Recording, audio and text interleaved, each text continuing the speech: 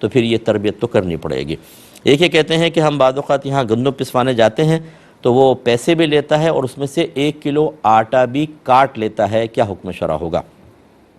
دیکھیں جہاں پر اس کا عرف رائج ہو گیا نا، ویسے قفیز طحان کہلاتا ہے یہ، جہاں پہ ویسے تو ممنوع ہے حدیث کے اندر، لیکن جہاں پر اس کا عرف رائج ہو جائے، جہاں پر یہ سب لوگ راضی ہو کے کر رہے ہوں، خاص اس جگہ کے اوپر رعایت دی جا سکتی ہے۔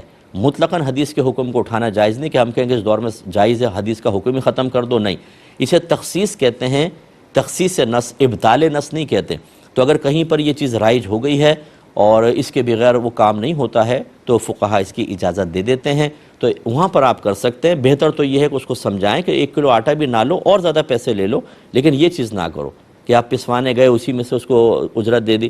لیکن کہیں پر اگر یہ رائج ہو گیا ہے اور اس کے بغیر کام نہیں ہوتا ہے تو آپ گنجائش سے فائدہ اٹھا سکتے ہیں، اور صرف اس مقام کے لیے، یہ خاص اس ماحول کے لیے حدیث میں ہم ایک تخصیص پیدا کر دیں گے کہ یہ یہاں پہ استثناء ہے، یہ آؤٹ ہے، باقی جگہ حدیث کا حکم باقی رہے گا۔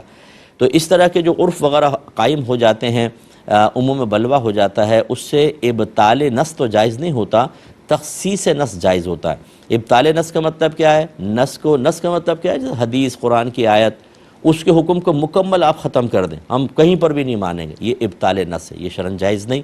اور ایک ہوتا ہے کہ یہ حدیث کا حکم ان 50 علاقوں میں چلتا رہے گا لیکن اس ایک علاقے کے اندر استثناء دیں گے کسی مجبوری کی بنا پر، یہ تخصیص نص کہلاتا ہے، ابطال نص نہیں۔ یہ ہو سکتا ہے لیکن وہ کسی عالم کی اجازت سے ہی ہوتا ہے، تو بہرحال یہاں پہ آپ کو اس کی گنجائش مل سکتی ہے۔